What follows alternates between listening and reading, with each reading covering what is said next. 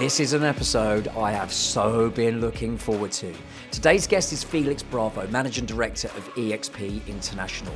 Over the last few years, EXP has quietly but then very loudly become one of the most disruptive forces in UK estate agency.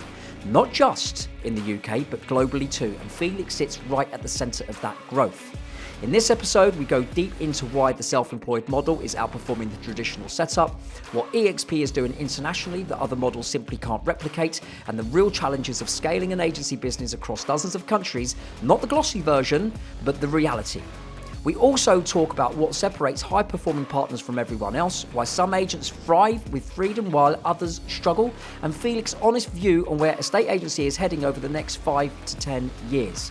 This isn't a sales pitch, it's a straight talking conversation with someone who sees the industry from a global strategic level, who understands exactly what agents on the ground are dealing with. If you are an agent questioning the traditional model, sitting on the fence, or trying to understand where the real opportunity is as the industry changes, this episode will give you clarity. Let's get into it.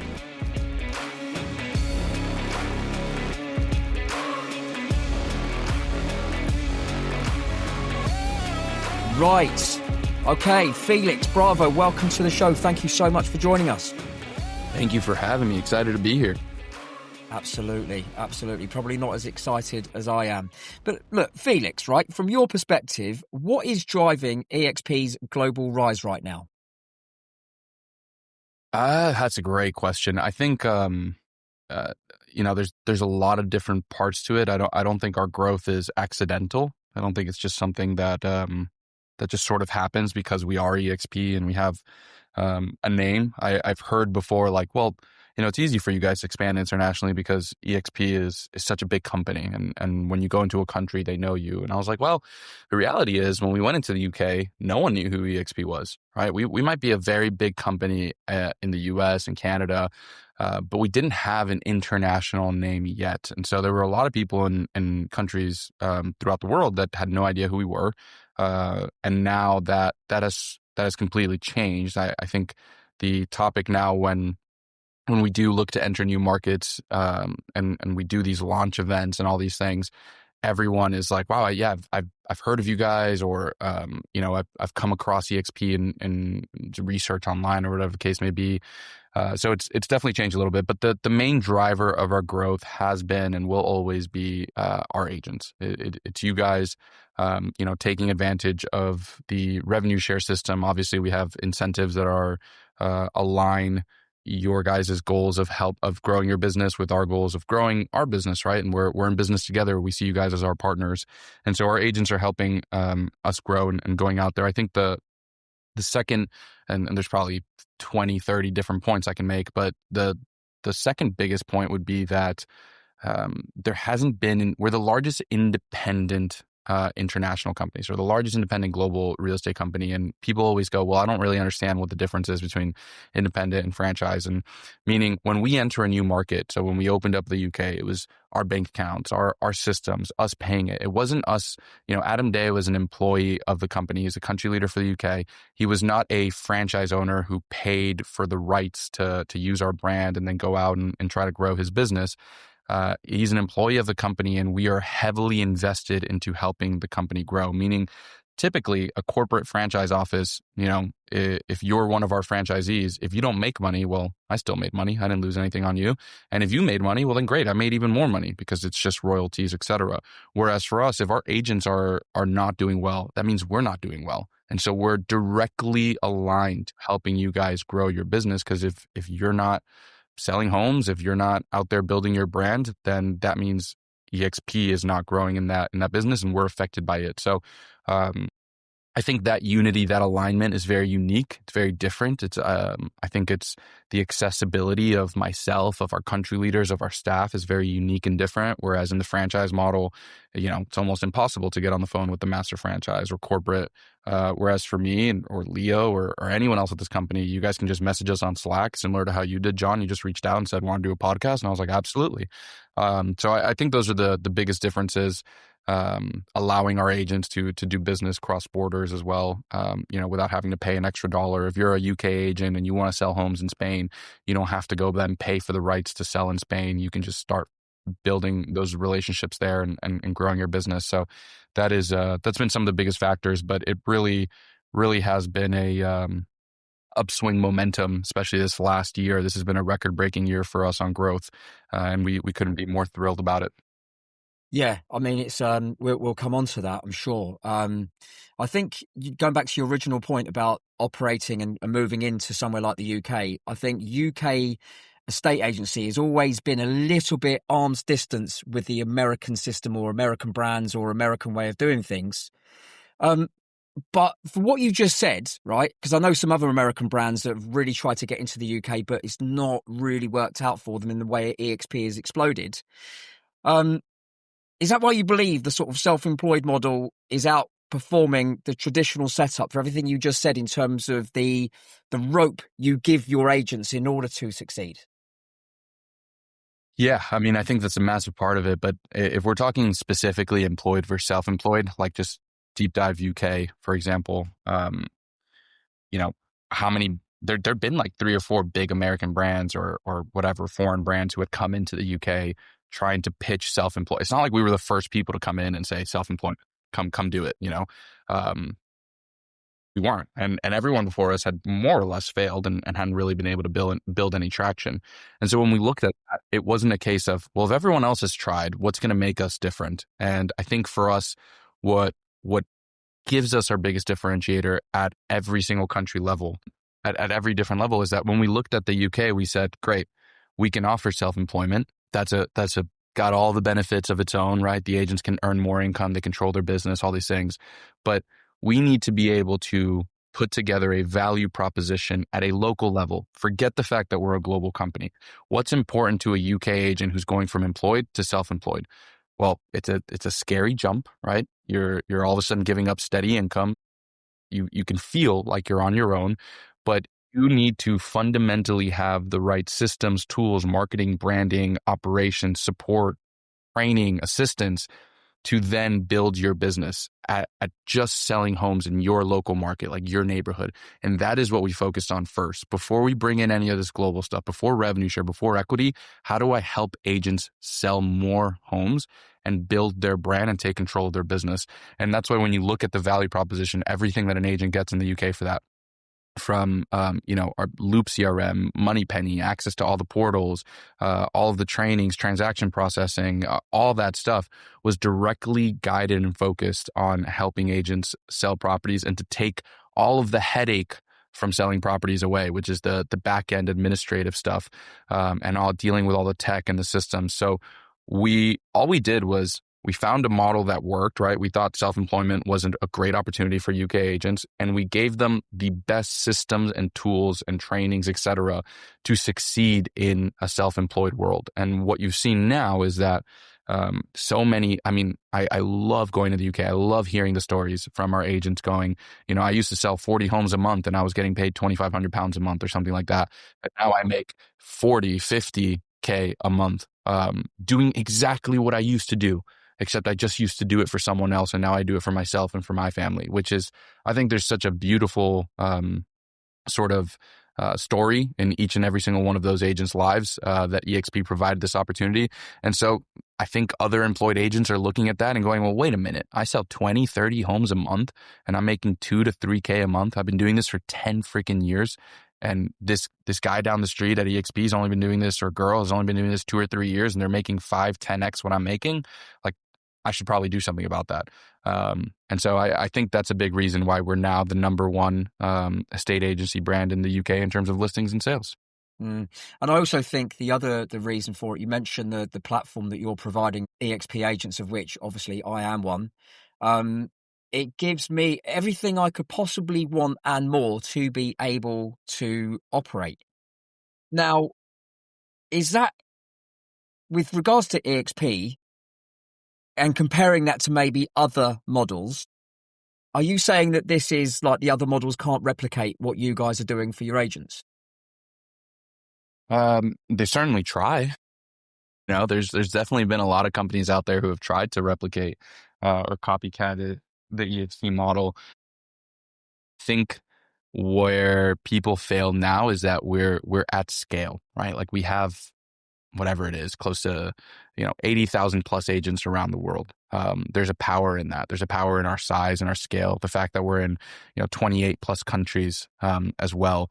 We've done sort of that heavy lift, and so I think you can replicate now and try to replicate the model, and you could copy exactly what we're offering, copy exactly our systems and tools, and try to make it yourself, which is really hard. But even if you manage to get through all that and spend all that money doing it, you could now never replicate the people that we have here. That'd be really, really challenging to do. We've got some of the top, John, like such as yourself, and some of the amazing agents that we have in the UK, whether it's whatever it is, Alex Buchanan or James Hughes or Scott Gunn, and I think I can't remember, Sam Cerrone. There's a ton of different amazing agents who are doing incredible things, who are sharing that story that we have there, and I think it'd be really hard to replicate that now. So our size definitely does help us, but the big thing is that we're an independent company. There's not many independent companies out there who are doing what we're doing, growing and scaling at our size. So it'd be really hard for anyone to replicate us, but we're certainly not the first people to offer self-employment in the UK. We certainly won't be the last. But I think what we have now with our rev share, with our equity, with all these things, it'd be extremely difficult for anyone to go and copy exactly what we're doing. You'd never be able to truly copy EXP. You'd only be able to try to offer something similar. Yeah, no, absolutely. I couldn't agree more. Now, it brings me sort of nicely on really to sort of international, right? So when you roll out the model in different countries, what are the real world challenges that people outside the boardroom never see? I could talk about this for like hours, probably. I think that I tell this story quite often. I get the chance and the privilege to travel to all of our countries, meet our agents, talk to them. Whenever we open up a new country, we go there. We'll get hundreds of agents into our launch events, and I'll get to hear their stories. And usually the biggest thing everyone tells me is like, well, we're so different. Here in Ecuador, we do things so differently, or the Ecuadorian culture is very different, or here in Turkey, we're so different, or, here in Japan, we're so different, which there absolutely are cultural differences. There absolutely are, operational differences. So the way you sell a home is slightly different. It's a different document, or maybe there's an extra step. You either deal with a lawyer or you don't deal with a lawyer. But at the end of the day, with all that aside, we are all estate agents or real estate agents, which means our job is exactly the same. We are always trying to give the families we serve the best possible service to help them find a new home or sell their home during a period of their life, which is usually the largest financial investment that the normal person makes, is purchasing a home in their lifetime. So it can be high stress. It can be challenging. There's a lot of decisions that come around it and play factors in it. And that unites everyone, whether you're an agent in Japan or an agent in Ecuador or an agent in the UK, regardless of your cultural differences or the way you sell a home is different and your portals are different. We all go through the same challenges and struggles, and we're all trying to build our business. That unites us. And so the biggest challenge is probably that when we go into new countries, you have to find a way to mold our value proposition and our model into a format that is specific to that country and to the exact needs that someone in that country has. I think that's probably the biggest challenge, but honestly, it's not as hard as people make it out to seem, because at the end of the day, we're all real estate agents or estate agents who are trying to build our business. We have the same end goals, and a lot of the challenges we face are the same all around the world. And I think that that really unites the agents and makes it so that if you attend any of the international events and you meet agents from different countries, you end up having significantly more in common with them than you ever would have thought, because we're all in the same business. We're in the people business. Yeah, and that is so true. From my own experience, I need to be able to trust any agent that I'm going to hand a set of keys over to with a sale where a seller has said to me, John, can you sell my house? But I'm like, look, I'd love to, but I don't live in Manchester. I live just outside of London, but I know an agent who absolutely can help you. And so this year, with my first proper year in EXP, I've given at least 7-8 properties away to other agents in the UK. And then those agents, of course, I'm keeping a close eye on those deals, making sure that my reputation stays on track. But I'm receiving WhatsApp messages from those agents, which are from the sellers saying, please, can I have your Google link? Because I want to be able to give you a review, please. And that is absolutely fantastic. And that was one of the things that I was sort of nervous about. But actually, from my experience working with other EXP agents, these guys all know what they're doing. Yeah, no, absolutely. I mean, again, that's where I say you can't replicate our people. We have some of the top agents around the world, some of the top trainers, some of the top coaches, some of the top luxury agents, some of the top commercial agents. We've got a little bit of everything, and so that access to that network is something that would be extremely challenging for anyone to replicate. I mean, it's challenging enough handing off the keys to an agent who lives in the same city as you, right? It's even more challenging and more scary, I guess, to hand off the keys to someone in Marbella, Spain. If your client that you normally deal with in the UK says, John, I really want to purchase a home in Marbella, can you help me? And you said, absolutely, let me go find you an agent. In a normal world, you go and look in Marbella and try to find agents. Maybe you're part of a franchise model, so you have people from from the same brand there, but you go and reach out to them, and those agents belong to a different office than you, who's ran by someone else, who has different systems, who has a different ecosystem in the back end, and that can cause a lot of friction. It's scary to do that, and there's so many horror stories of I handed off my client, they went and purchased a home with someone else in another country, and I never heard back. I never got paid my commission, I never got paid my referral. Whereas at EXP, it all happens under one ecosystem. Whether you're a Spain agent, Dubai agent, UK agent, you are a EXP agent. We're all under one office. So the same people who are helping you in the UK can help you sell a home in Spain, and we're the referral and the agreement all happens under our system. So you get an extra blanket of security in there because we're seeing everything across the board, whereas we're not separate offices who have no access to each other's financials or back-end systems, etc. Yeah, and that sort of leads me nicely on. When we're looking across the markets that you oversee, what would you say differentiates the high-performing partners versus everyone else? Meaning our agents, like what our agents. high-performing agents? I think one of the biggest differences for us is that we have a very entrepreneurial model, meaning everyone gets the same deal, right? We don't offer something different to different people. I've worked for other brands before, and I know other brands where, different agents will be on different splits. They'll be on different caps. They'll have different monthly fees. They'll have different access to different systems, depending on if you're a top tier agent or you're a new agent or you're a lower agent, whatever the case may be. We have one model for everybody. Whether you've sold 1,000 homes or you've sold one, everybody gets the same split, right? In the UK, it's a 70-30, the same cap, the same monthly fees, the same systems, the same trainings, the same absolutely everything. And what that creates is an opportunity for any agent, regardless of what level you're at in your career, to build a professional business and surround yourself with high-end, high-producing agents. I think that's a big help to us.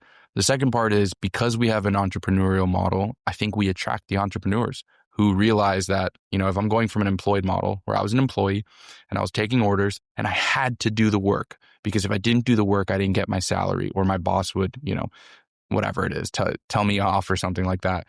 You come to a self-employed model and the non-entrepreneurs will then all of a sudden stop doing the work. Because before they only did it for the paycheck, and they did it because their boss told them they had to. And now they are their own boss, and there's no paycheck. There's no salary. It's all up to you. You get to decide how much money you're going to make this year. You get to decide how many homes you want to sell this year. I think some people get lost in that freedom and don't put in the work. But because we have this entrepreneurial model, we attract the people who go, right, I am now not just an estate agent. I am a business owner, and I'm going to set goals aside of what I want my business to do this year. And this is how I'm going to get there. I'm going to make X amount of calls a day, X amount of emails, X amount of outreach, X amount of social media. I'm going to do X amount of showings. I'm going to do X, Y, Z. They set KPIs and goals, and they leverage the systems that EXP offers. We offer so many different tools, and a lot of agents come in and they don't take advantage of them. And I'm not saying you have to use every single system we have, but you need to pick the 3 or 4 that are vital to helping you reach your goals, become experts in them, and then go execute. So, we give all the training, all the systems, all the support, but we don't hold someone's hand and say, you have to make your calls. You have to go do this. If you don't do it, that's on you, right? It's your business. You're the one here growing. We're going to give you all the back end support, all the systems, all the tool, all the marketing, all the branding to do it. But I think that's why we stand out quite a lot.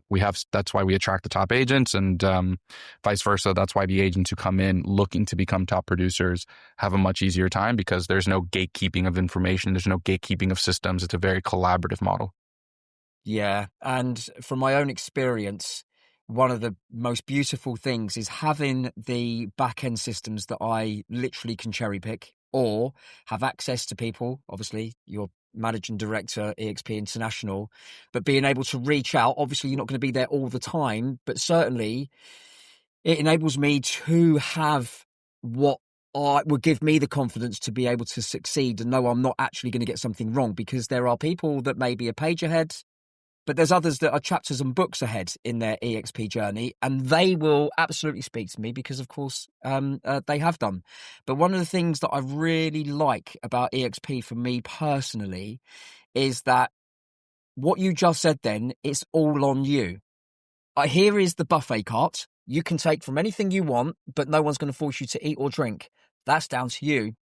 But for me, it means I'm able, as long as I stay within guidelines, as long as I stay within brand, I'm able to do what I want, and no one's got their hand on my head other than building an ethos and philosophy of success.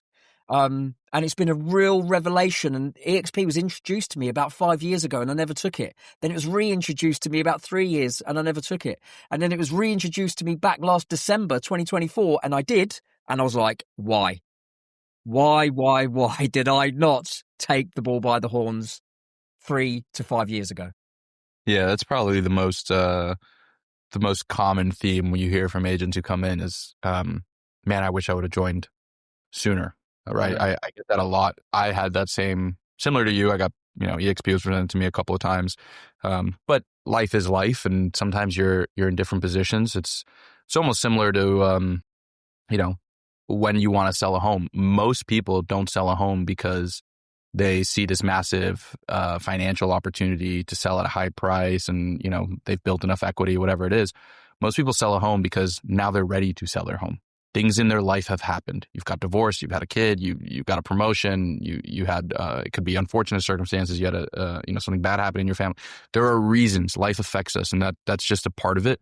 Our job as agents is to be readily available to people no matter what stage of their life they're in. And same thing with EXP. We are continuing to improve, day over day, week over week, month over month, etc. And we are here to help support agents, whether it's today or whether they are ready to make that decision a year from now or 6 months from now, whatever the case may be. But it's a pretty common theme. The thing I'll say is I hear this all the time, and this probably is going to start happening to you, John, in the UK quite a bit, is people will tell you, oh, well, maybe it's too late to join EXP now because you guys are already number one. And now I'll just, I wish I would have joined 5 years ago. If I would have known you guys would be number one, I would have joined back then. And I would have taken advantage of this growth and done all these things and yada, yada. We are still so early on. Like, we are still so early stage of who EXP is, specifically in international. In the UK, we're only 5 years old. I'll tell you, in the US, EXP was founded in 2009. 5 years in 2014, I think we only had like 4,000 or 5,000 agents in the US. And people back then would have said, oh man, I wish I would have joined when there was only 200 or 300. Now you guys are at 4,000 or 5,000. I had this opportunity to join back then. Now you guys are too big. And then what happened? We went from 5,000 to whatever we're at now, 62, 63, 64,000 agents in the US. We're the largest independent brokers in the US. The UK, since hitting number one in terms of listings and sales, has grown faster month on month post hitting number one. We are not slowing down at all. I do not anticipate any kind of slowdown. And while we don't give any forward facing sort of advice, I will say the momentum in the UK is unreal, and just we're nowhere near what our goals or market are. I think we only have like 1.2 or 1.3, something along the lines of 1% market share in terms of listings and sales. That makes us the largest independent brand. But when you think about that, there's still 99% of the market out there. So we're not stopping. UK is still very, very early days. We don't even think the UK is at scale yet, and vice versa on international as a whole. Even though we've grown so much this past year, we're still in the very early stages of the sort of EXP cycle, and we haven't even started that sort of hockey stick curve of growth. We're seeing it start now, but the opportunities are sort of endless, and so very exciting times.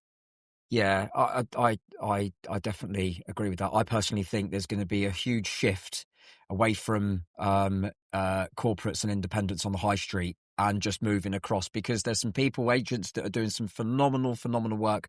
And going back to your initial point, which was, well, if I'm doing all of these listings and I'm creating all of these sales and I'm making sure that these families are being looked after, it's great that I'm helping this business, but actually maybe I should do this for myself. And I think that's where that shift is going to continue to come from.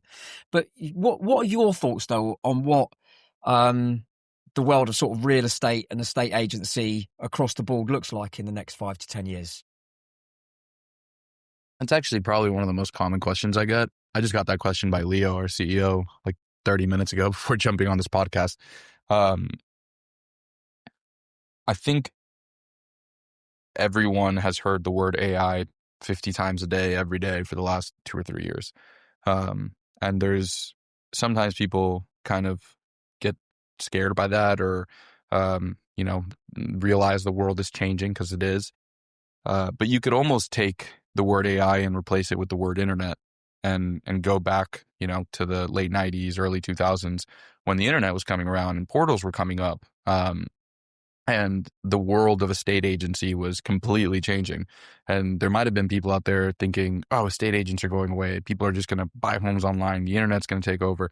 You could say the same thing with AI. What I do think is going to happen is that what AI allows agents to do, or any business owner, not just in real estate, but any business owner, it allows you to service more people at the same level of output. You could now do more with the same amount of hours in one day than you could before, because of the tools that are available to you. And so I think these strong agents, the agents who are building their business, treating this like they're entrepreneurs, looking to become more productive, they're going to continue to grow, and they'll end up taking more market share because they are the better agents, or have built a better brand or the better system, and they can now do more with the same amount of time. And I think the agents who are kind of half in, half out, maybe they only work 2-3 days a week, whatever the case may be, they might struggle to grow their business to the same level, because there are just people who are doing more than they used to with the same amount of time. I think globally, EXP is going to continue to grow, and we've publicly set our goals of 50 countries by 2030. I think the world is becoming more global as well. People are more connected than they ever have been before, so they take a look at that.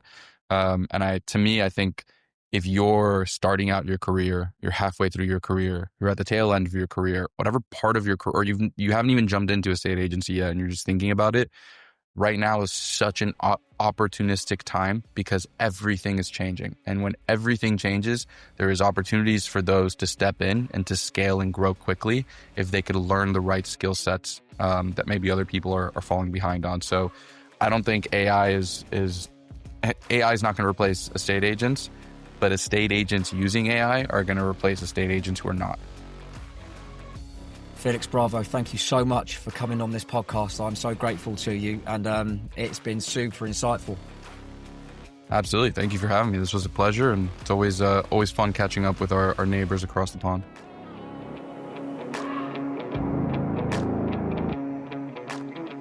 If you've listened to this and felt that quiet nudge, the sense that the industry is shifting and you don't want to be on the wrong side of it, pay attention to that. A state agency doesn't reward comfort. It rewards awareness, timing, and a willingness to take responsibility for your own outcome.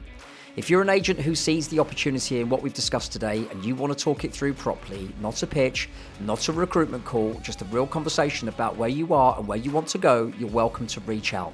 I'm always open up to speaking with agents who are thinking long-term and building with intent. Until next time, thank you so much for listening.